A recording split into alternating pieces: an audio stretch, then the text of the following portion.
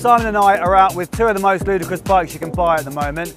We've got Yamaha's MT10, a naked R1, and we've got BMW's S1000R, which is a naked S1000RR essentially. Let's find out which is best. These two bikes have been itching for a dust-up since the Yamaha was launched in May. It's two super nakeds using a sports bike engine and frame, both detuned from about 200 horsepower to 160. They couldn't be more closely matched. It's Yamaha's MT10 and BMW's S1000R. It was difficult not to be blown away by the MT10's torque the first time I rode it on the launch, with its front wheel really eager to lift at about 7,000 RPM a second. But I had a sneaky feeling it wasn't quite the brute the S1000R is in the lower part of the range, and having ridden them back to back, I don't think it is. The MT10 retains a hint of the R1's top end bias, while the S1000R has everything: top end, mid-range and bottom end. The detuning has paid off more. But that's not even the most impressive thing about the S1000R. What's really impressive is how controllable that aggression is.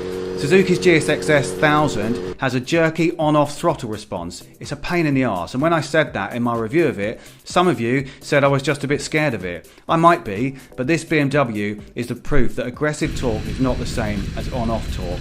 It will fire you down any straight just as quickly with just as little effort as that Suzuki, but it understands if you just need to trickle through a village or around a mini roundabout at 10 miles an hour. The torque develops almost seamlessly from nothing, and it's easy to maintain a constant low level. This is what a good motorcycle is like. It shouldn't be a challenge to ride it, any more than the kettle should offer obstacles to making tea. And if you disagree, I'll buy you one with a spout curving the wrong way around. You'll like it. The MT10 is not a pain like the GSX-S 1000, but it's not as refined as the S1000R. Both the S1000R and the MT10 have three riding modes offering a progressively more aggressive throttle response, meaning more torque for a given wrist movement. The MT10 is more jerky in its least aggressive setting than the BMW is in its most. It's something that wouldn't necessarily be on your mind riding the Yamaha in isolation, but it's just highlighted by a go on the BMW. Like the Yamaha's weaker brakes, they're not terrible, they just don't match the bike's performance elsewhere, and the S1000R casts a brilliant light on that. On the BMW, you have to recalibrate your hand to the light touch required, at times making you glad of the ABS. The Yamaha of course has ABS too, but the lever takes a firmer grip and the feel has more in common with wood. It will stop the bike very quickly, but it's just not in the same league. The MT10's cross-plane crank engine has a lot of character. It's got a bit of a clank and rattle to it, but it sounds different, special and serious. The S1000R has a more conventional four-cylinder feel and sound, that smoothness, but it still has a deep induction bark when you suddenly open the throttle and an angry burble when you shut off.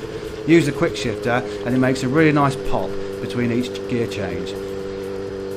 Both of these motorcycles handle like the sports bike driving machines they are and have excellent suspension. The bars on the S1000R are lower, making you lean forward a little bit more and creating more of the sense of a naked sports bike, an S1000RR with the fairing and clip-ons ripped off.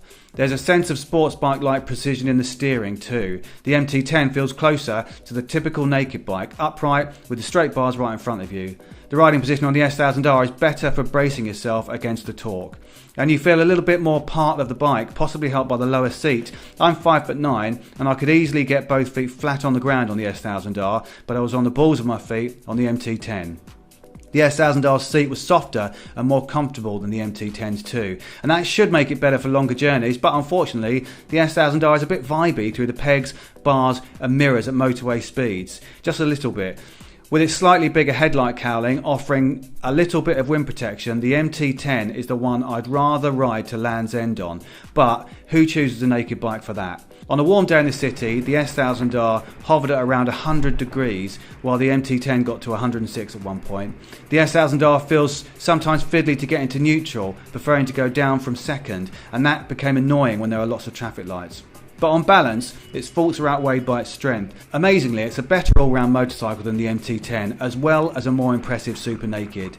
Yamaha do optional panniers and a tall screen for the MT10, kind of making it an MT10 tracer, but you can get nice aftermarket throwover panniers for the BMW, if that's what you want, as well as a screen.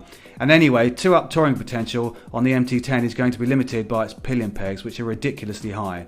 But it's not for any of these considerations that the S1000R wins this test. It wins because for me it's the better Super Naked. It's the one that I think the average rider, like me, can exploit more performance from. It's not so much a criticism of the Yamaha, because that's amazing too, as a testament to how good the S1000R is. It's got a stronger, more usable engine and much better brakes, and really that's all you need to know. It set a very high bar when it was launched 2 years ago, and the MT10 just hasn't quite met it. There's a lot of great things about the MT10. It is by no means a bad bike, but its saving grace is, I think, the way it looks. A nigh on 160 brake horsepower Super Naked should not be a shrinking violet. It should not be a bike that just passes you by in the street, and this certainly doesn't. It divides opinion, and I think that is a brilliant thing. From its out there styling to its fluorescent wheels, it looks like a transformer. It looks like it's come from the future, and crucially, it sounds like it as well.